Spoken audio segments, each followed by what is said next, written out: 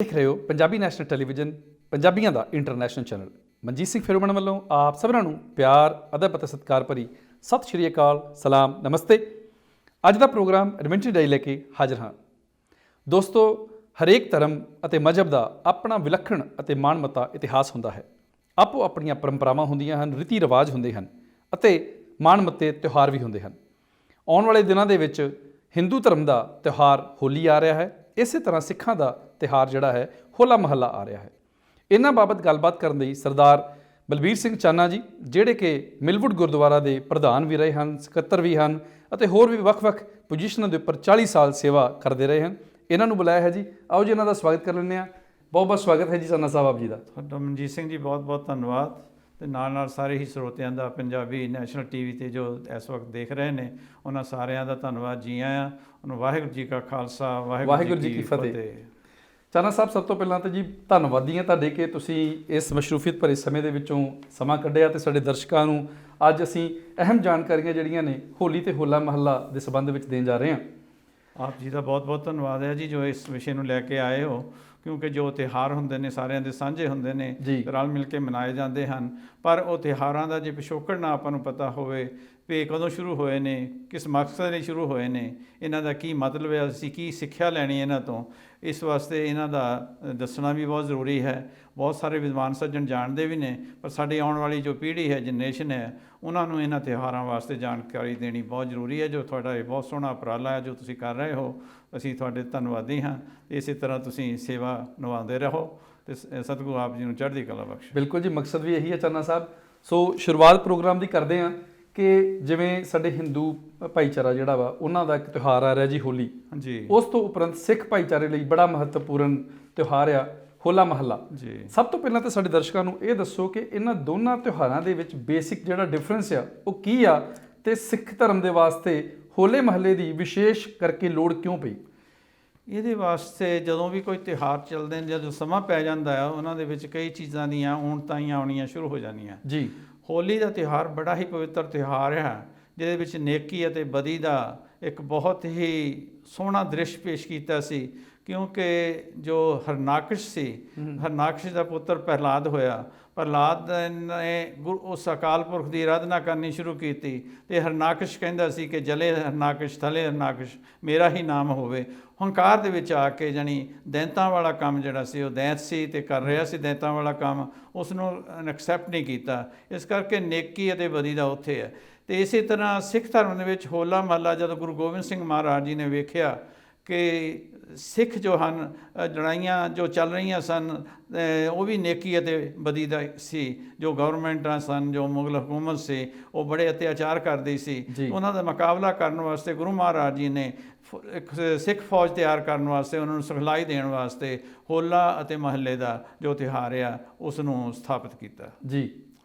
ਅਤੇ ਉਹਦੇ ਵਿੱਚ ਜਾਣੀ ਆਪਾਂ ਜੇ ਲਈਏ ਪਹਿਲੀ ਗੱਲ, ਹੋਲੀ ਜੋ ਹੈ, ਹੋਲੀ ਦੇ ਵਿੱਚ ਹਰਨਾਕਸ਼ ਜੋ ਸੀ ਉਹ ਰਾਜ ਘਰਾਣੇ ਦਾ, ਜਿੰਨੇ ਵੀ ਪਿੱਛੇ ਆਪਣੇ ਰਾਜੇ ਹੋਏ ਹਨ, ਰਾਜ ਘਰਾਣਿਆਂ ਦੇ ਵਿੱਚੋਂ ਹੀ ਜੋ ਸਨ ਉਹ ਧਰਮ ਦੇ ਉੱਤੇ ਹਾਵੀ ਹੋਏ ਸਨ, ਜਿਹਨਾਂ ਨੂੰ ਆਪਾਂ ਦੇਵਤੇ ਕਹਿੰਦੇ ਨੇ ਹਿੰਦੂ ਧਰਮ ਦੇ ਵਿੱਚ। ਹਾਂਜੀ ਹਾਂਜੀ, ਦੇਵਤੇ ਅਤੇ ਦੈਂਤ, ਕਦੇ ਦੈਂਤ ਰਾਜ ਕਰਦੇ ਸਨ, ਕਦੇ ਦੇਵਤੇ ਕਰਦੇ ਸਨ।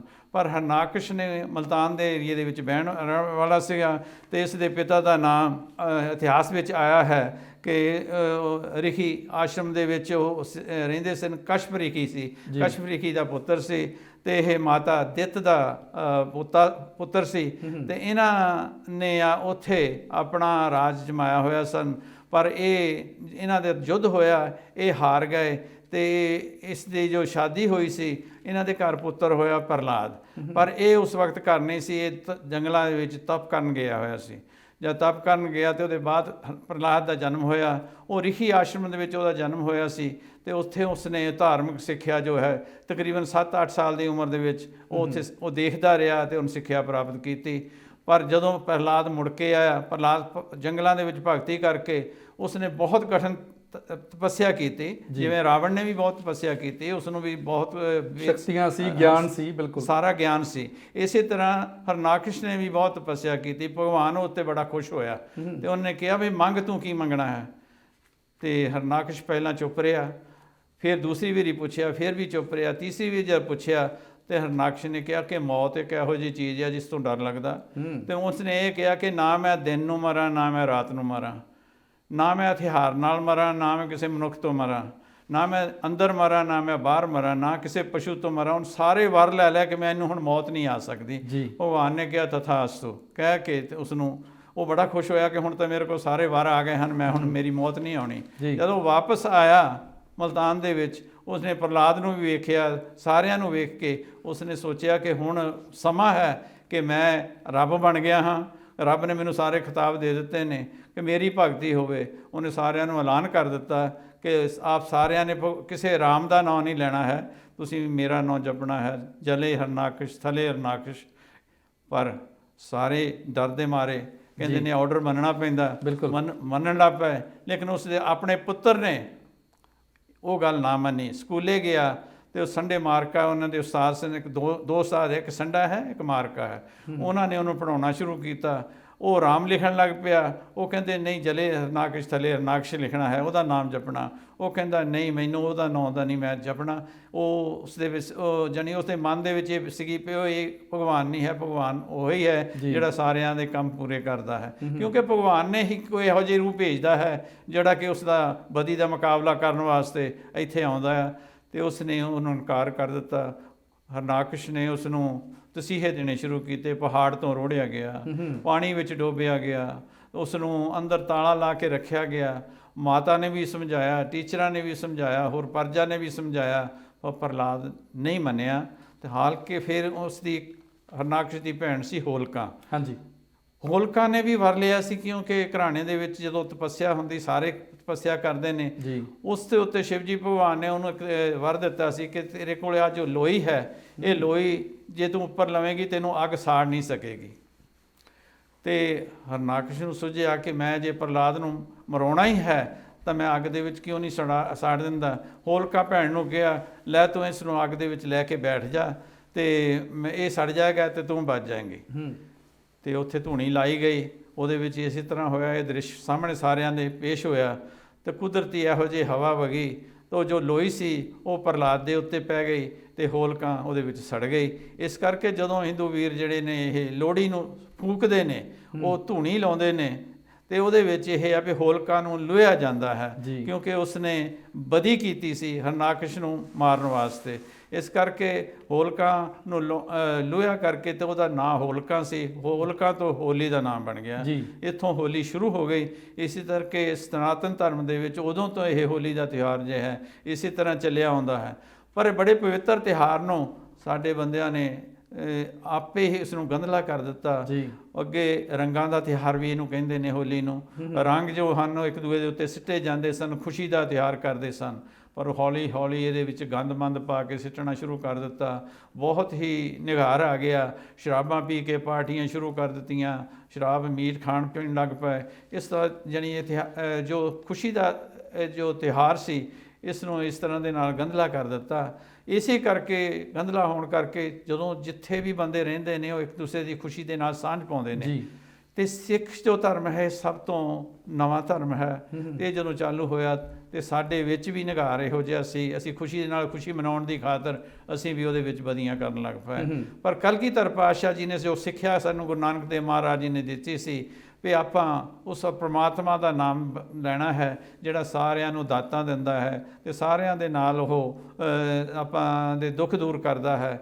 ਹਰ ਇੱਕ ਤਰ੍ਹਾਂ ਦੇ ਨਾਲ ਸਾਡੇ ਉੱਤੇ ਗੁਰੂ ਨਾਨਕ ਮਹਾਰਾਜ ਦੀ ਮਿਹਰ ਹੈ। ਤੇ ਕਲਗੀਧਰ ਪਾਤਸ਼ਾਹ ਜੀ ਨੇ ਵੀ ਵੇਖਿਆ ਕਿ ਇਹਨਾਂ ਨੂੰ ਕੋਈ ਨਾ ਕੋਈ ਇਹੋ ਜਿਹੀ ਸੀਝ ਦੇਣੀ ਚਾਹੀਦੀ ਹੈ ਜਿਹਦੇ ਨਾਲ ਇਹ ਕੁਝ ਨਾ ਕੁਝ ਸਿੱਖਿਆ ਪ੍ਰਾਪਤ ਕਰ ਲੈਣ।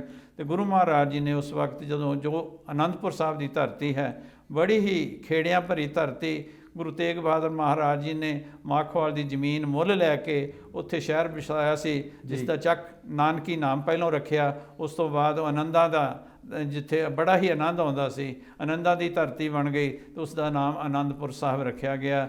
ਜਦੋਂ ਕਲਗੀਧਰ ਪਾਤਸ਼ਾਹ ਜੀ ਉੱਥੇ ਜਿੱਥੇ ਉਹਨਾਂ ਨੇ ਆ ਕੇ ਗੁਰੂ ਮਹਾਰਾਜ ਜੀ ਦੇ ਬੜੇ ਹੀ ਕੌਤਕ ਹਨ ਉੱਥੇ ਦੇ, ਜੋ ਅਨੰਦਪੁਰ ਸਾਹਿਬ ਦੇ ਵਿੱਚ ਕੀਤੇ ਹਨ, ਉਹ ਅਸੀਂ ਗਾਂ ਸਾਂਝੇ ਕਰਾਂਗੇ ਆਪ ਜੀ ਨਾਲ। ਅਤੇ ਗੁਰੂ ਮਹਾਰਾਜ ਜੀ ਨੇ, ਗੁਰੂ ਗੋਬਿੰਦ ਸਿੰਘ ਜੀ ਨੇ ਇਹ ਕੁਰੀਤੀਆਂ ਨੂੰ ਠੀਕ ਬਣਾਉਣ ਵਾਸਤੇ 1701 ਦੇ ਵਿੱਚ ਹੋਲੇ ਮਹੱਲੇ ਦੀ ਸਥਾਪਨਾ ਕਰਕੇ ਸਾਨੂੰ ਸਿੱਖਿਆ ਦਿੱਤੀ ਕਿ ਅਸੀਂ ਬਦੀ ਦਾ ਮੁਕਾਬਲਾ ਨੇਕੀ ਦੇ ਨਾਲ ਕਿਵੇਂ ਕਰਨਾ ਹੈ। ਉੱਥੋਂ ਉਸ ਨੂੰ ਆਪਾਂ ਨੂੰ ਹੋਲਾ ਮਹੱਲਾ ਦੀ ਸੇਧ ਮਿਲਦੀ ਹੈ ਜੀ।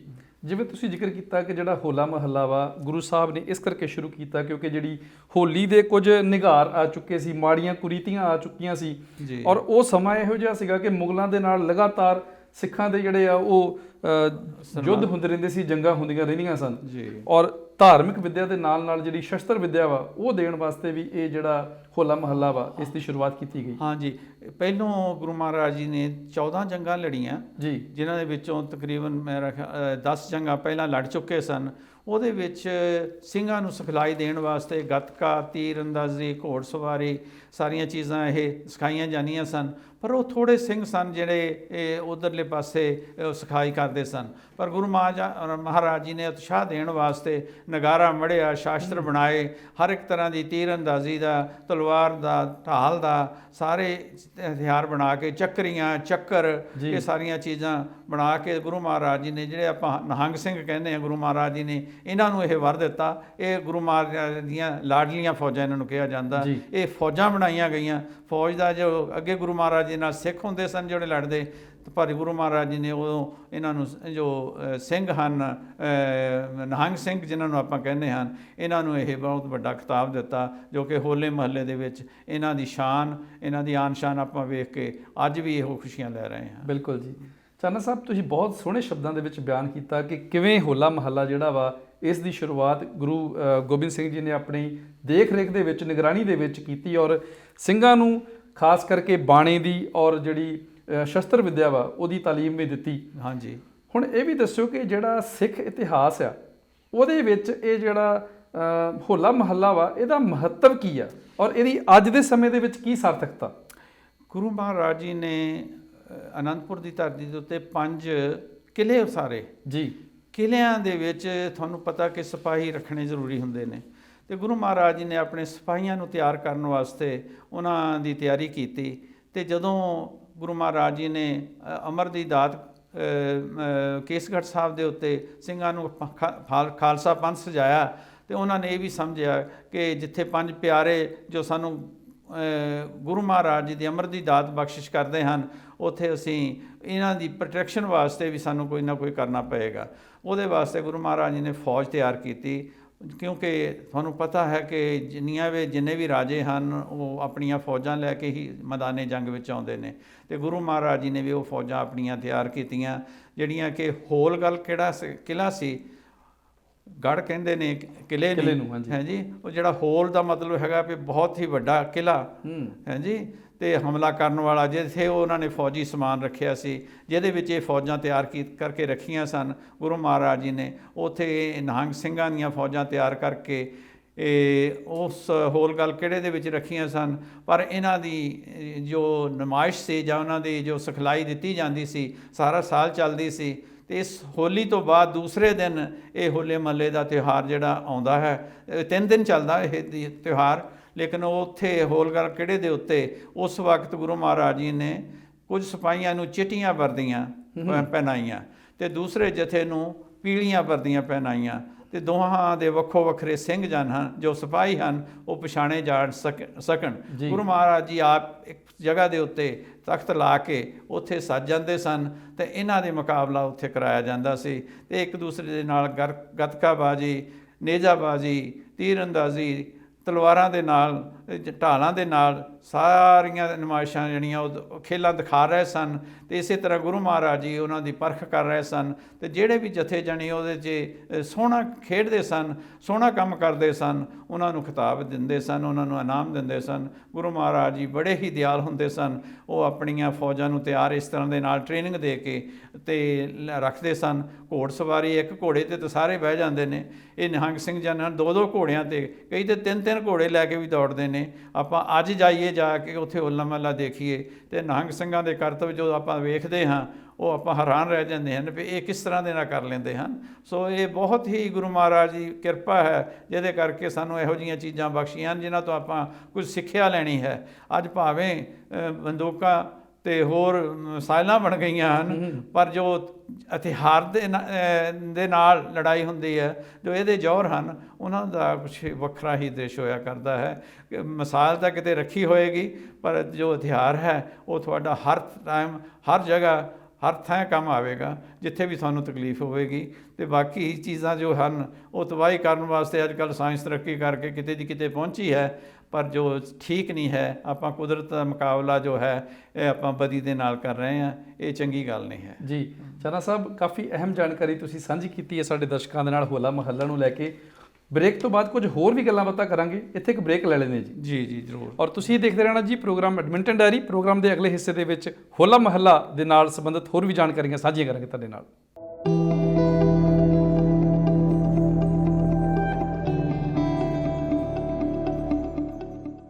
ਐਡਮਿੰਟਨ ਡਾਇਰੀ ਦੇ ਵਿੱਚ ਬ੍ਰੇਕ ਤੋਂ ਬਾਅਦ ਆਪ ਜੀ ਦਾ ਫਿਰ ਤੋਂ ਸਵਾਗਤ ਹੈ ਜੀ। ਸਾਡੀ ਗੱਲਬਾਤ ਚੱਲ ਰਹੀ ਸੀ ਹੋਲਾ ਮਹੱਲਾ ਦੇ ਇਤਿਹਾਸ ਬਾਰੇ। ਤੁਹਾਨੂੰ ਇਸ ਦੇ ਓਰੀਜਨ ਬਾਰੇ ਵੀ ਦੱਸਣਾ ਚਾਹਾਂਗੇ ਜੀ ਕਿ ਹੋਲਾ ਸ਼ਬਦ ਜਿਹੜਾ ਹੈ, ਅਗਰ ਆਪਾਂ ਗੱਲ ਕਰੀਏ ਕਾਹਨ ਸਿੰਘ ਨਾਭਾ ਵੱਲੋਂ ਲਿਖੇ ਗਏ ਮਹਾਨ ਕੋਸ਼ ਦੀ, ਉਹਦੇ ਅਨੁਸਾਰ ਹੋਲੇ ਦਾ ਅਰਥ ਹੈ ਹਮਲਾ ਕਰਨਾ, ਔਰ ਮਹੱਲੇ ਦਾ ਅਰਥ ਹੈ ਜਿਸ ਜਗ੍ਹਾ ਤੇ ਹਮਲਾ ਕਰਨਾ ਜਾਂ ਮਿਲਟਰੀ ਮਾਰਚ ਦੇ ਰੂਪ ਦੇ ਵਿੱਚ ਹਮਲਾ ਕਰਨਾ। ਔਰ ਜਦੋਂ ਅਸੀਂ ਅਨੰਦਪੁਰ ਸਾਹਿਬ ਦੇ ਵਿੱਚ ਇਸ ਤਿਉਹਾਰ ਨੂੰ ਮਨਾਉਣ ਦੀ ਗੱਲ ਕਰਦੇ ਹਾਂ ਤਾਂ ਜੀ ਹਜ਼ਾਰਾਂ ਦੀ ਗਿਣਤੀ ਦੇ ਵਿੱਚ ਨਿਹੰਗ ਸਿੰਘ ਜਿਹੜੇ ਨੇ ਉਹ ਆਪਣੇ ਆਪਣੇ ਪਰੰਪਰਾਗਤ ਲਿਬਾਸ ਦੇ ਵਿੱਚ ਔਰ ਅੰਦਾਜ਼ ਦੇ ਵਿੱਚ ਪਹੁੰਚਦੇ ਹਨ। ਘੋੜ ਸਵਾਰੀ ਔਰ ਆਪਣੀ ਜਿਹੜੀ ਗੱਤਕੇ ਦੇ ਜਿਹੜੇ ਕੌਤਕ ਨੇ ਉਹ ਦਿਖਾਉਂਦੇ ਨੇ। ਹਾਂਜੀ, ਗੁਰੂ ਗੋਬਿੰਦ ਸਿੰਘ ਜੀ ਮਹਾਰਾਜ ਜੀ ਉਹਨਾਂ ਨੂੰ ਦੋ ਜਥੇ ਬਣਾ ਕੇ ਆਪਸ ਵਿੱਚ ਹੀ ਉਹਨਾਂ ਦਾ ਮੁਕਾਬਲਾ ਕਰਾਉਂਦੇ ਸੀ। ਮੌਕ ਤਰ੍ਹਾਂ ਦੇ ਉਹਨਾਂ ਦੇ ਮੁਕਾਬਲੇ ਕਰਵਾਏ ਜਾਂਦੇ ਸਨ, ਤੇ ਨਾਲ ਉਹਨਾਂ ਨੂੰ ਹਦਾਇਤ ਹੁੰਦੀ ਸੀ ਕਿ ਕਿਸੇ ਨੂੰ ਜ਼ਖਮੀ ਨਹੀਂ ਕਰਨਾ, ਸੱਟ ਪੇਟ ਨਹੀਂ ਲੱਗਣੀ ਚਾਹੀਦੀ, ਸੱਟ ਪੇਟ ਨਹੀਂ ਲੱਗਣੀ ਚਾਹੀਦੀ। ਇਹੀ ਸਭ ਤੋਂ ਵੱਡੀ ਚੀਜ਼ ਸੀ ਗੁਰੂ ਮਹਾਰਾਜ ਜੀ ਨੇ। ਪਰ ਉਹ ਦੇਖਦੇ ਸਨ ਵੀ ਇਸ ਵਾਰ ਦੇ ਨਾਲ ਕੀ ਨੁਕਸਾਨ ਹੋ ਸਕਦਾ ਹੈ ਵੈਰੀ ਦਾ, ਕਿਸ ਤਰ੍ਹਾਂ ਦੇ ਨਾਲ ਉਹ ਮੁਕਾਬਲਾ ਕਰਦੇ ਹਨ। ਉਸ ਕਰਕੇ ਉਹਨਾਂ ਨੂੰ ਇਹੋ ਜਿਹੀ ਟ੍ਰੇਨਿੰਗ ਦਿੱਤੀ ਜਾਂਦੀ ਸੀ। ਚਾਨਾ ਸਾਹਿਬ, ਜਿਹੜਾ ਹੋਲਾ ਮਹੱਲਾ ਵਾ ਅਨੰਦਪੁਰ ਸਾਹਿਬ ਦੀ ਜਿਹੜੀ ਪਵਿੱਤਰ ਧਰਤੀ ਆ, ਉੱਥੇ ਮਨਾਇਆ ਜਾਂਦਾ। ਹਾਂਜੀ। ਸੋ ਅੱਜ ਦੀ ਡੇਟ ਦੇ ਵਿੱਚ ਜਿਹੜਾ ਇਹ ਤਿਉਹਾਰ ਆ, ਕਿਸ ਰੂਪ ਦੇ ਵਿੱਚ ਮਨਾਇਆ ਜਾਂਦਾ, ਔਰ ਕੀ ਤੁਹਾਨੂੰ ਲੱਗਦਾ ਵੀ ਇਹਦੇ ਵਿੱਚ ਕੋਈ ਨਿਘਾਰ ਆ ਚੁੱਕੇ ਨੇ ਜਾਂ ਕੁਝ ਸੁਧਾਰਾਂ ਦੀ ਲੋੜ ਹੈ ਇੱਥੇ? ਇਹਦੇ ਵਿੱਚ ਵੀ ਜੀ ਅੱਜ ਕੱਲ੍ਹ ਦੇ ਸਮੇਂ ਦੇ ਵਿੱਚ ਗੁਰੂ ਮਹਾਰਾਜ ਜੀ ਨੇ ਸਾਨੂੰ ਇੱਕ ਦੂਜੇ ਉੱਤੇ ਰੰਗ ਸਿੱਟਣ ਤੋਂ ਵਰਜਿਤ ਕੀਤਾ ਸੀ ਜੀ। ਲੇਕਿਨ ਦੇਖਣ ਵਿੱਚ ਆਉਂਦਾ ਹੈ, ਜਦੋਂ ਆਪਾਂ ਨਿਊਜ਼ ਦੇਖਦੇ ਹਾਂ, ਉਹਦੇ ਵਿੱਚ ਵੀ ਨਿਹੰਗ ਸਿੰਘ ਵੀ ਅੱਜ ਕੱਲ੍ਹ ਰੰਗ ਇੱਕ ਦੂਸਰੇ 'ਤੇ ਸਿੱਟਣ ਲੱਗ ਗਏ ਹਨ, ਜਿਹੜੇ ਕਿ ਗੁਰੂ ਮਹਾਰਾਜ ਜੀ ਦੇ ਹੁਕਮ ਦੀ ਉਲੰਘਣਾ ਹੈ। ਨਹੀਂ ਸਾਨੂੰ ਕਰਨਾ ਚਾਹੀਦਾ। ਸਾਨੂੰ ਜਿਹੜੇ ਸਾਡੇ ਪਾਸ ਆਪਣੇ ਕਰਤੱਵ ਗੁਰੂ ਮਹਾਰਾਜ ਜੀ ਨੇ ਸਾਨੂੰ ਦੱਸੇ ਆ ਜਾਂ ਸਿਖਾਏ ਆ, ਉਹਨਾਂ 'ਤੇ ਪਹਿਰਾ ਦੇਣਾ ਬਹੁਤ ਜ਼ਰੂਰੀ ਹੈ। ਉਹਦੇ ਨਾਲ ਸਾਡੀ ਆਉਣ ਵਾਲੀ ਜਿਹੜੀ ਜਨਰੇਸ਼ਨ ਆ ਉਹ ਕੀ ਵੇਖੇਗੀ? ਉਹਨਾਂ ਨੇ ਕਹਿਣਾ ਜੀ ਸਾਡੇ ਵਡੇਰੇ ਵੀ ਇਹ ਇਸ ਤਰ੍ਹਾਂ ਰੰਗ ਸੇੜਦੇ ਸੀ। ਰੰਗ ਜੋ ਹਨ, ਰੰਗ ਸਿੱਟਣ ਵਾਸਤੇ ਨਹੀਂ। ਜੇ ਰੰਗਣਾ ਹੈ, ਜਦੋਂ ਤੁਸੀਂ ਕੋਈ ਚੀਜ਼ ਕਰਦੇ ਆ, ਤੁਹਾਡੇ ਕਰਤੱਵ ਹੁੰਦੇ ਹਨ, ਜਾਂ ਤੁਸੀਂ ਉਹਦੇ ਵਿੱਚ ਕੋਈ ਹੌਸਲਾ ਕਰਕੇ ਦਿਖਾਉਂਦੇ ਆ, ਤੁਹਾਡੇ ਮਨ ਦੇ ਉੱਤੇ ਰੰਗ ਚੜ੍ਹਨਾ ਚਾਹੀਦਾ ਹੈ। ਲਾਲ ਰੰਗ ਤਿਸ ਕੋ ਲਗਾ ਜੋ ਵੱਡ ਭਾਗਾ, ਜਿਹੜਾ ਵੱਡਿਆਂ ਭਾਗਾਂ ਵਾਲਾ, ਉਹਦੇ ਰੰਗ ਲੱਗਣਾ ਚਾਹੀਦਾ। ਖੁਸ਼ੀ ਜਿਹੜੀ ਹੈ ਉਹ ਇੱਕ ਰੰਗ ਵਾਲਾ ਕੰਮ ਕਰਦੀ ਹੈ। ਜੇ ਸਾਡੇ ਮਨ ਨੂੰ ਖੁਸ਼ੀ ਮਿਲਦੀ ਹੈ ਕੋਈ ਕੰਮ ਕਰਕੇ, ਤੇ ਉਹਦੇ ਵਰਗਾ ਰੰਗ ਹੋਰ ਕੋਈ ਨਹੀਂ ਹੈ। ਬਿਲਕੁਲ, ਇਸ ਨਾਮ ਸਿਮਰਨ ਦਾ ਰੰਗ ਜਿਹੜਾ ਵਾ ਉਹ ਸਾਨੂੰ ਚੜਾਉਣਾ ਚਾਹੀਦਾ। ਬਾਹਰਲੇ ਰੰਗਾਂ ਦੇ ਨਾਲੋਂ ਗੁਰੂ ਮਹਾਰਾਜ ਜੀ ਸਾਨੂੰ ਇਹ ਵਰਜਿਤ ਕੀਤਾ ਸੀ। ਇਸ ਕਰਕੇ ਸਾਨੂੰ ਉਹਦਾ ਧਿਆਨ ਰੱਖਣਾ ਬਹੁਤ ਜ਼ਰੂਰੀ ਹੈ। ਤਾਂ ਜੋ ਆਪਣੇ ਹੋਲਾ ਮਹੱਲਾ ਹੈ, ਅੱਜ ਕੱਲ੍ਹ ਅਨੰਦਪੁਰ ਦੀ ਬਜਾਏ ਤੋਂ ਸਿਵਾ ਹੋਰ ਵੀ ਸਾਰੇ ਤਖਤਾਂ ਦੇ ਉੱਤੇ ਹੋਲਾ ਮਹੱਲਾ ਮਨਾਇਆ ਜਾਂਦਾ ਹੈ। ਅਤੇ ਅਕਾਲ ਤਖਤ ਦੇ ਉੱਤੇ ਵੀ ਗੁਰੂ ਮਹਾਰਾਜ ਜੀ ਦੀ ਸਵਾਰੀ ਦੇ ਨਾਲ ਨਗਰ ਕੀਰਤਨ ਕੱਢ ਕੇ ਉੱਥੇ ਵੀ ਹੋਲਾ ਮਹੱਲਾ ਮਨਾਇਆ ਜਾਂਦਾ ਹੈ। ਅਤੇ ਮੈਂ ਆਪ ਉਸ ਦਿਨ ਉੱਥੇ ਸੀ, ਜਿਸ ਦਿਨ ਪਟਨਾ ਸਾਹਿਬ ਮੈਂ ਗਿਆ ਸੀਗਾ ਗੁਰੂ ਮਹਾਰਾਜ ਜੀ ਦੇ ਦਰਸ਼ਨ ਕਰਨ ਦਰਬਾਰ ਦੇ। ਉੱਥੇ ਵੀ ਉਹਨਾਂ ਨੇ ਨਗਰ ਕੀਰਤਨ ਕੱਢਿਆ ਸੀ ਉਸ ਦਿਨ, ਉਹ ਵੀ ਮੈਂ ਵੇਖਿਆ ਹੈ। ਅਤੇ ਬਾਕੀ ਹਜ਼ੂਰ ਸਾਹਿਬ ਵਿੱਚ ਵੀ ਇਹ ਪ੍ਰਦਰਸ਼ਨੀ ਕੀਤੀ ਜਾਂਦੀ ਹੈ। ਅਤੇ ਤਲਵੰਡੀ ਸਾਬੋ ਕੀ ਤਲਵੰਡੀ ਦਮਦਮਾ ਸਾਹਿਬ, ਉੱਥੇ ਵੀ ਗੁਰੂ ਮਹਾਰਾਜ ਜੀ ਦਾ ਇਹ ਹੋਲਾ ਮਹੱਲਾ ਮਨਾਇਆ ਜਾਂਦਾ। ਭਾਵ ਕਿ 5 ਤਖਤਾਂ ਦੇ ਉੱਤੇ ਹੁੰਦਾ ਹੈ। ਇਹ ਹੀ ਨਹੀਂ, ਬਾਕੀ ਹੋਰ ਵੀ ਜਿੰਨੇ ਧਾਰਮਿਕ ਸਥਾਨ ਆਪਣੇ ਹਨ, ਉਹਨਾਂ ਦੇ ਵਿੱਚ ਵੀ ਇਸ ਦੀ ਬੜੀ ਮਹਾਨਤਾ ਹੈ। ਹੁਣ ਦਿੱਲੀ ਦੇ ਵਿੱਚ ਵੀ ਇਸ ਨੂੰ ਮਨਾਉਣ ਦਾ ਯਤਨ ਹੋ ਰਿਹਾ ਹੈ। ਹਰ ਇੱਕ ਤਰ੍ਹਾਂ ਦਾ ਸਾਰੇ ਆਪਣੇ ਇਸ ਹੋਲੇ ਮਹੱਲੇ ਦਾ ਜੋ ਹੈ ਖੁਸ਼ੀ ਦਾ ਇਜ਼ਹਾਰ ਕਰਕੇ ਆਪਣੇ ਮਨ ਨੂੰ ਸ਼ਾਂਤੀ ਦੇਣਾ ਚਾਹੁੰਦੇ ਨੇ, ਔਰ ਸਾਰੇ ਖੁਸ਼ੀ ਮਨਾਉਂਦੇ ਨੇ ਜੀ। ਅਤੇ ਜਿਹੜਾ ਇਹ ਹੋਲਾ ਮਹੱਲੇ ਦੇ ਤਿਉਹਾਰ ਦੀ ਆਪਾਂ ਮਹੱਤਤਾ ਦੀ ਗੱਲ ਕਰ ਰਹੇ ਹਾਂ, ਕਿਸਾਨੀ ਅੰਦੋਲਨ ਨੂੰ ਲੈ ਕੇ ਤੁਹਾਨੂੰ ਲੱਗਦਾ ਵੀ ਇਹਦਾ ਕੋਈ ਸਬੰਧ ਉਸ ਕੜੀ ਨਾਲ ਵੀ ਜੋੜਿਆ ਜਾ ਸਕਦਾ ਕਿਤੇ ਨਾ ਕਿਤੇ? ਇਹ ਚੀਜ਼ ਹੁਣ ਦੇਖੋ ਅੱਜ ਕੱਲ੍ਹ ਖਬਰਾਂ ਆ ਰਹੀਆਂ ਹਨ ਕਿ ਆਪਣੇ ਹਿੰਦੁਸਤਾਨ ਦੇ ਵਿੱਚ, ਪੰਜਾਬ ਦੇ ਵਿੱਚ ਅਨੰਦਪੁਰ ਸਾਹਿਬ ਹੋਲਾ ਮਹੱਲਾ ਮਨਾਇਆ ਜਾ ਰਿਹਾ ਹੈ। ਸਿੱਖ ਸੰਗਤਾਂ ਉੱਥੇ ਵੀ ਜਾ ਰਹੀਆਂ ਹਨ ਅਤੇ ਜੋ ਸੰਘਰਸ਼ ਦੇ ਵਿੱਚ ਕਿਸਾਨ ਬੈਠੇ ਨੇ ਆਪਣੀਆਂ ਮੰਗਾਂ ਲੈ ਕੇ ਬੜਾ ਸੱਜੇ ਢੰਗ ਦੇ ਨਾਲ ਸੰਘਰਸ਼ ਕਰ ਰਹੇ ਨੇ, ਉਹਨਾਂ ਨੇ ਵੀ ਉੱਥੇ ਹੋਲਾ ਮਹੱਲਾ ਮਨਾ ਰਹੇ ਨੇ, ਮਨਾਉਣਾ ਵੀ ਹੈ। ਪਰ ਬੇਨਤੀ ਇਹ ਹੈ ਕਿ ਵੀ ਜੋ ਉਹ ਮਨਾ ਰਹੇ ਨੇ, ਆਪਾਂ ਦੇਖਣਾ ਇਹ ਹੈ ਕਿ ਇਹ ਵੀ ਕਿਤੇ ਬਦੀ ਦਾ ਅਤੇ ਨੇਕੀ ਦਾ ਆਪਸ ਵਿੱਚ ਹੀ ਸੁਮੇਲ ਤਾਂ ਨਹੀਂ ਬਣ ਰਿਹਾ। ਗਵਰਨਮੈਂਟਾਂ ਜਦੋਂ ਵੀ ਹਾਨੀਆਂ ਉਹ ਬਦੀ ਕਰਦੀਆਂ ਨੇ, ਅਤੇ ਜੋ ਕਿਸਾਨ ਨੇ ਉਹ ਨੇਕੀ ਦੇ ਨਾਲ ਬੈਠ ਕੇ ਆਪਣੀਆਂ ਮੰਗਾਂ ਮੰਗ ਰਹੇ ਨੇ। ਹਰਨਾਕਸ਼ ਨੇ ਕਿਹਾ ਅਸੀਂ ਮੇਰਾ ਹੀ ਨਾਮ ਜਪੋ। ਇਸ ਕਰਕੇ ਹੁਣ ਇਹ ਦੇਖਣਾ ਆਪਾਂ ਇਹ ਹੈ ਕਿ ਆਪਾਂ ਨੂੰ ਕੀ ਸੇਧ ਮਿਲਦੀ ਹੈ, ਅਤੇ ਹਮੇਸ਼ਾ ਜੇ ਪਰਮਾਤਮਾ ਚਾਹੇ ਅਤੇ ਉਹ ਹਮੇਸ਼ਾ ਬਦੀ ਨੂੰ ਹਾਰ ਦਿੰਦਾ ਹੈ ਅਤੇ ਬਦੀ ਨੂੰ ਹਮੇਸ਼ਾ ਢਾਲ ਲੱਗਦੀ ਹੈ। ਇਹ ਪ੍ਰਮਾਤਮਾ ਆਉਣ ਵਾਲੇ ਸਮੇਂ ਵਿੱਚ ਦੱਸੇਗਾ ਕਿ ਅਸੀਂ ਕਿੱਥੇ ਸਟੈਂਡ ਕਰਾਂਗੇ। ਤਾਂ ਸਤਿਗੁਰੂ ਬਖਸ਼ਿਸ਼ ਕਰੇ, ਚੜ੍ਹਦੀਆਂ ਕਲਾ ਬਖਸ਼ਣ, ਜਿਹੜਾ ਸੰਘਰਸ਼ ਚੱਲ ਰਿਹਾ ਕਿਸਾਨਾਂ ਦਾ ਉਹਦੇ ਵਿੱਚ ਸਾਨੂੰ ਕਾਮਯਾਬੀ ਮਿਲ ਸਕੇ ਜੀ। ਇੱਕ ਚੀਜ਼ ਦਿੰਦੇ ਹਾਂ, ਇੱਕ ਅਸੀਂ ਨਹੀਂ ਲੈਂਦੇ। ਇਹ ਸਾਡਾ ਜਾਣੀ ਅੱਜ ਕੱਲ੍ਹ ਜੋ ਹੁਣ ਸੰਘਰਸ਼ ਚੱਲ ਰਿਹਾ ਇਹੀ ਹੈ। ਕੋਈ ਚੀਜ਼ ਤੁਹਾਨੂੰ ਫੋਰਸ ਕਰਕੇ ਦੇ ਰਿਹਾ ਹੈ, ਉਹ ਕਹਿੰਦੇ ਨਹੀਂ। ਇਸੇ ਤਰ੍ਹਾਂ ਹਰਨਾਕਸ਼ ਅਤੇ ਪ੍ਰਹਲਾਦ ਦੀ ਗੱਲ ਸੀ। ਸੋ ਆਪਾਂ ਧਿਆਨ ਰਹੀਏ ਤਾਂ ਸਤਿਗੁਰੂ ਬਖਸ਼ਿਸ਼ ਕਰਨਗੇ, ਚੜ੍ਹਦੀਆਂ ਕਲਾ ਬਖਸ਼ਣ ਜੀ। ਚਾਨਾ ਸਾਹਿਬ, ਜਿਵੇਂ ਤੁਸੀਂ ਜ਼ਿਕਰ ਕੀਤਾ ਕਿ ਇੰਡੀਆ ਦੇ ਵਿੱਚ, ਕੈਨੇਡਾ ਵਿੱਚ, ਸਾਰੀ ਦੁਨੀਆ ਦੇ ਵਿੱਚ ਕੋਵਿਡ ਤੋਂ ਲੋਕ ਪ੍ਰਭਾਵਿਤ ਨੇ, ਹਾਂਜੀ, ਦੁਖੀ ਨੇ। ਅਗਰ ਆਪਾਂ ਐਡਮਿੰਟਨ ਦੀ ਗੱਲ ਕਰੀਏ ਤੇ ਸਾਡਾ ਜੀ ਪਿਛਲਾ ਨਗਰ ਕੀਰਤਨ ਵੀ ਕੋਵਿਡ ਦੇ ਕਰਕੇ ਨਹੀਂ ਪੋਸੀਬਲ ਹੋ ਸਕਿਆ। ਮੈਨੂੰ ਲੱਗਦਾ ਜਿਹੜਾ ਆਉਣ ਵਾਲਾ ਨਗਰ ਕੀਰਤਨ ਆ ਉਹਦੀ ਪੋਸੀਬਿਲਿਟੀ ਵੀ ਘੱਟ ਆ। ਹਾਂਜੀ, ਕਿਉਂਕਿ ਹੁਣ ਵੱਡਾ ਸ਼ਹਿਰ ਆਪਣੇ ਵੈਨਕੂਵਰ ਗਿਣਿਆ ਜੀ, ਅਤੇ ਉਹਦੇ ਵਿੱਚ ਨਗਰ ਕੀਰਤਨ ਵਿਸਾਖੀ ਦੇ ਬਿਲਕੁਲ ਦਿਨਾਂ ਦੇ ਵਿੱਚ ਹੁੰਦਾ ਹੈ, ਕਿਉਂ ਵੈਦਰ ਠੀਕ ਹੁੰਦਾ। ਉਹਨਾਂ ਵੱਲੋਂ ਵੀ ਇਹ ਨਿਊਜ਼ ਆਈ ਆ ਵੀ ਉਹਨਾਂ ਨੇ ਵੀ ਨਹੀਂ ਨਗਰ ਕੀਰਤਨ ਹੋਏਗਾ, ਕਿਉਂਕਿ ਉੱਥੇ ਵੀ ਇਜਾਜ਼ਤ ਨਹੀਂ ਮਿਲੀ। ਅਤੇ ਸਾਡੀ ਗਵਰਨਮੈਂਟ ਦੇ ਅੱਗੇ ਅਲਬਰਟਾ ਦੀ ਬੜੀ ਸਖਤ ਹੈ, ਅਤੇ ਇਸ ਵਕਤ ਉਮੀਦ ਹੈ ਕਿ ਇੱਥੇ ਵੀ ਨਹੀਂ ਹੋਏਗਾ, ਕਿਉਂਕਿ ਪਿਛਲੇ ਸਮੇਂ ਵਿੱਚ ਵੀ ਨਹੀਂ ਹੋਇਆ ਅਤੇ ਹੁਣ ਵੀ ਨਹੀਂ ਹੋਏਗਾ, ਕਿਉਂਕਿ ਕੋਵਿਡ ਦੀਆਂ ਜੋ ਨਿਸ਼ਾਨੀਆਂ ਹਨ, ਜੋ ਸਾਨੂੰ ਸ਼ਰਤਾਂ ਦਿੱਤੀਆਂ ਗਈਆਂ ਹਨ, ਜੇ ਅਸੀਂ ਗੁਰਦੁਆਰੇ ਹੀ ਨਹੀਂ 10 ਬੰਦੇ ਇਕੱਠੇ ਹੋ ਸਕਦੇ ਅਤੇ ਨਗਰ ਕੀਰਤਨ ਦੇ ਵਿੱਚ ਕਿਵੇਂ ਹੋਵਾਂਗੇ ਜੀ। ਆਸ ਹੈ ਕਿ ਇਸ ਸਾਲ ਵੀ ਨਗਰ ਕੀਰਤਨ ਨਹੀਂ ਹੋਵੇਗਾ। ਸੋ ਗੁਰਦੁਆਰਾ ਪ੍ਰਬੰਧਕ ਕਮੇਟੀ, ਕਿਉਂਕਿ ਹਰ ਵਾਰੀ ਜਿੰਨੇ ਵੀ ਤਿਉਹਾਰ ਨੇ ਉਹਨਾਂ ਨੂੰ ਅਸੀਂ ਉੱਥੇ ਮਨਾਉਂਦੇ ਹਾਂ ਜੀ। ਸੋ ਹੋਲਾ ਮਹੱਲਾ ਨੂੰ ਲੈ ਕੇ ਜਾਂ ਇਹ ਜਿਹੜੇ ਤਿਉਹਾਰ ਆ ਰਹੇ ਨੇ ਇਹਨਾਂ ਨੂੰ ਲੈ ਕੇ ਕੀ ਪੁਖਤਾ ਪ੍ਰਬੰਧ ਜਿਹੜੇ ਨੇ ਉਹ ਗੁਰਦੁਆਰਾ ਪ੍ਰਬੰਧਕ ਕਮੇਟੀ ਵੱਲੋਂ ਕੀਤੇ ਗਏ ਨੇ ਜੀ? ਗੁਰਦੁਆਰਾ ਕਮੇਟੀਆਂ ਸਾਰੇ ਗੁਰਦੁਆਰਿਆਂ ਦੇ ਵਿੱਚ, ਐਡਮਿੰਟਨ ਦੇ ਵਿੱਚ, ਅਸੀਂ ਸਰਕਾਰ ਦੀਆਂ ਜੋ ਹਦਾਇਤਾਂ ਹਨ ਉਹਨਾਂ ਨੂੰ ਫਾਲੋ ਕਰਦੇ ਹਾਂ ਜੀ। ਅਤੇ ਜਿੰਨਾ ਉਹਨਾਂ ਨੇ ਸਾਨੂੰ ਛੋਟ ਦਿੱਤੀ ਹੈ ਅਸੀਂ ਉਸ ਹਿਸਾਬ ਦੇ ਨਾਲ ਕੰਮ ਕਰਦੇ ਹਾਂ। ਸੰਗਤ ਆਉਂਦੀ ਹੈ ਲੇਕਿਨ ਨਮਸਕਾਰ ਕਰਕੇ ਵਾਪਸ ਚਲੇ ਜਾਂਦੀ ਹੈ, ਬੈਠਦੀ ਨਹੀਂ। ਜੇ ਬੈਠਣ ਵਾਸਤੇ ਹੈ ਸਾਨੂੰ ਤਕਰੀਬਨ ਉਹਨਾਂ ਨੇ 20% ਆਗਿਆ ਦਿੱਤੀ ਹੈ ਸਾਡੀ ਕਪੈਸਿਟੀ ਦੇ ਮੁਤਾਬਕ ਜੀ, ਜਿੰਨੀ ਹਾਲ ਦੇ ਵਿੱਚ ਕਪੈਸਿਟੀ ਹੈ। ਜਿਹੜੇ ਹਫ਼ਤਾਵਾਰੀ ਦੀਵਾਨ ਉਹਨਾਂ ਵਿੱਚ, ਅਤੇ ਜੋ ਸਾਡੇ ਫਿਊਨਰਲ ਦੇ ਕੋਈ ਸਮਾਗਮ ਹੁੰਦੇ ਆ ਜਾਂ ਸਾਡੇ ਪਾਠ ਦੇ ਸਮਾਗਮ ਹੁੰਦੇ ਹਨ ਉਹਨਾਂ ਵਿੱਚ ਸਾਨੂੰ ਸਿਰਫ 10 ਬੰਦਿਆਂ ਦੀ ਹੀ ਇਜਾਜ਼ਤ ਹੈ। ਅਤੇ ਸਤਿਗੁਰੂ ਮਹਾਰਾਜ ਜੀ ਬਖਸ਼ਿਸ਼ ਕਰਨ ਸਾਨੂੰ ਖੋਲ੍ਹ ਮਿਲ ਸਕੇ। ਪਰ ਸੰਗਤਾਂ ਦਾ ਅਸੀਂ ਬਹੁਤ ਧੰਨਵਾਦ ਕਰਦੇ ਹਾਂ ਜੋ ਸਾਨੂੰ ਸਹਿਯੋਗ ਦੇ ਕੇ ਇਸ ਦੇ ਨਾਲ ਪੂਰਾ ਸਹਿਯੋਗ ਦੇ ਕੇ ਸਾਡੇ ਨਾਲ ਕਾਮਯਾਬੀ ਦੇ ਨਾਲ ਚੱਲ ਰਹੇ ਹਨ। ਸਾਰਿਆਂ ਦਾ ਬਹੁਤ ਬਹੁਤ ਧੰਨਵਾਦ ਹੈ। ਬਿਲਕੁਲ ਜੀ। ਗੁਰਦੁਆਰਾ ਸਾਹਿਬ ਦੇ ਵਿੱਚ ਤੁਸੀਂ ਜਿਹੜੇ ਜਿੰਨੀਆਂ ਵੀ ਹੈਲਥ ਗਾਈਡਲਾਈਨਸ ਨੇ ਉਹਨਾਂ ਨੂੰ ਫੋਲੋ ਕਰਨਾ ਹੈ, ਮਾਸਕ ਪਹਿਨ ਕੇ ਆਉਣਾ ਹੈ, ਸੋਸ਼ਲ ਡਿਸਟੈਂਸਿੰਗ ਦੇ ਪੁਖਤਾ ਪ੍ਰਬੰਧ ਨੇ, ਔਰ ਉੱਥੇ ਨਿਸ਼ਾਨਦਾਈ ਵੀ ਕੀਤੀ ਗਈ ਹੈ। ਅਗਰ ਤੁਸੀਂ 2-4 ਮਿੰਟ ਬੈਠ ਕੇ ਕੀਰਤਨ ਸੁਣਨਾ ਵਾ, ਪਾਠ ਸੁਣਨਾ, ਤੁਸੀਂ ਬੈਠ ਸਕਦੇ ਜੇ, ਪਰ ਬਹੁਤਾ ਸਮਾਂ ਗੁਜ਼ਾਰਨ ਤੋਂ ਉੱਥੇ ਪਰਹੇਜ਼ ਕੀਤਾ ਜਾਵੇ। 20-25 ਬੰਦੇ ਬੈਠ ਸਕਦੇ ਨੇ ਅਤੇ ਆਪਣੇ ਆਪ ਹੀ ਜਾਣ ਦੀ ਕਿਰਪਾਲਤਾ ਕਰਨ ਵੀ ਹਾਂਜੀ ਵੀ ਹੁਣ ਸਾਡਾ ਸਮਾਂ ਹੋ ਗਿਆ, ਬਾਕੀ ਸੰਗਤ ਜਿਹੜੀ ਬਹਿਣਾ ਚਾਹੁੰਦੀ ਉਹ ਵੀ ਬਹਿ ਸਕੇ। ਇਸ ਕਰਕੇ ਆਪਾਂ ਸਾਰੀਆਂ ਹਦਾਇਤਾਂ ਨੂੰ ਪੂਰਾ ਕਾਇਮ ਰੱਖੀਏ। ਗੁਰਦੁਆਰਾ ਸਾਹਿਬ ਵਿੱਚ ਮਾਸਕ ਵੀ ਦਿੱਤੇ ਜਾਂਦੇ ਹਨ, ਸੈਨੀਟਾਈਜ਼ਰ ਕਰਨ ਵਾਸਤੇ ਹੱਥਾਂ ਨੂੰ ਉਹ ਸੈਨੀਟਾਈਜ਼ਰ ਵੀ ਦਿੱਤਾ ਜਾਂਦਾ ਹੈ, ਅਤੇ ਹਰ ਇੱਕ ਤਰ੍ਹਾਂ ਦਾ ਪੂਰਾ ਖਿਆਲ ਹੈ। ਦੀਵਾਨ ਹਾਲ ਦੇ ਵਿੱਚ ਮਾਰਕ ਲੱਗੇ ਹੋਏ ਹਨ, ਉਹਨਾਂ ਮਾਰਕਾਂ ਦੇ ਉੱਤੇ ਤੁਸੀਂ 2-2 ਮੀਟਰ ਦੀ ਦੂਰੀ ਦੇ ਉੱਤੇ ਬੈਠਣਾ ਹੈ। ਇਸ ਤਰ੍ਹਾਂ ਦੇ ਨਾਲ ਸਾਰੇ ਪ੍ਰਬੰਧ ਕੀਤੇ ਗਏ ਹਨ, ਅਤੇ ਇੱਕ ਦੂਸਰੇ ਦੇ ਨਾਲ ਗੱਲਾਂ ਨਹੀਂ ਕਰਨੀਆਂ, ਇੱਕ ਦੂਸਰੇ ਤੋਂ ਨੇੜੇ ਨਹੀਂ ਜਾਣਾ, ਹੱਥ ਨਹੀਂ ਲਗਾਉਣਾ। ਇਹ ਸਾਰੀਆਂ ਹਦਾਇਤਾਂ ਜੋ ਹਨ ਪੂਰੀਆਂ ਕੀਤੀਆਂ ਜਾਂਦੀਆਂ ਹਨ। ਤਾਂ ਜਾਂ ਇੱਕ ਹੋਰ ਬਹੁਤ ਜ਼ਰੂਰੀ ਚੀਜ਼ ਹੈ, ਅੱਜ ਕੱਲ੍ਹ ਫਲੂ ਦਾ ਵੀ ਸੀਜ਼ਨ ਚੱਲ ਰਿਹਾ ਹੈ। ਕਿਸੇ ਨੂੰ ਫਲੂ ਹੋ ਗਿਆ ਜਾਂ ਕਿਸੇ ਦਾ ਸਿਰ ਦੁਖਦਾ ਹੈ ਜਾਂ ਕਿਸੇ ਨੂੰ ਛਿੱਕਾਂ ਆ ਰਹੀਆਂ ਹਨ ਜਾਂ ਕਿਸੇ ਨੂੰ ਬੁਖਾਰ ਹੈ, ਇਹ ਸਾਰੀਆਂ ਚੀਜ਼ਾਂ ਜੇ ਆਪ ਜੀ ਨੂੰ ਮਹਿਸੂਸ ਹੋਣ ਤੇ ਤੁਸੀਂ ਆਪ ਹੀ ਦੂਜਿਆਂ ਦਾ ਧਿਆਨ ਰੱਖਣਾ ਹੈ ਤੇ ਉਦੋਂ ਤੁਸੀਂ ਗੁਰਦੁਆਰੇ ਨਹੀਂ ਆਉਣਾ। ਪਲੀਜ਼ ਇਹ ਚੀਜ਼ ਦਾ ਧਿਆਨ ਰੱਖਣਾ ਬਹੁਤ ਜ਼ਰੂਰੀ ਹੈ।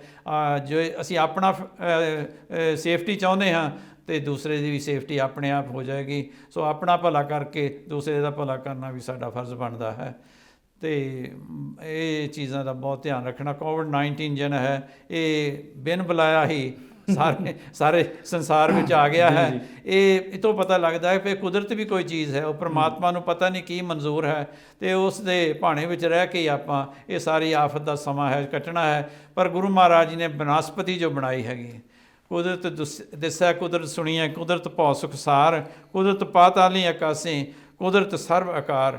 ਕੁਦਰਤ ਜੋ ਹੈ ਸਾਰੇ ਪਾਸੇ ਉਸ ਦਾ ਭਾਣਾ ਵਰਤਦਾ ਹੈ।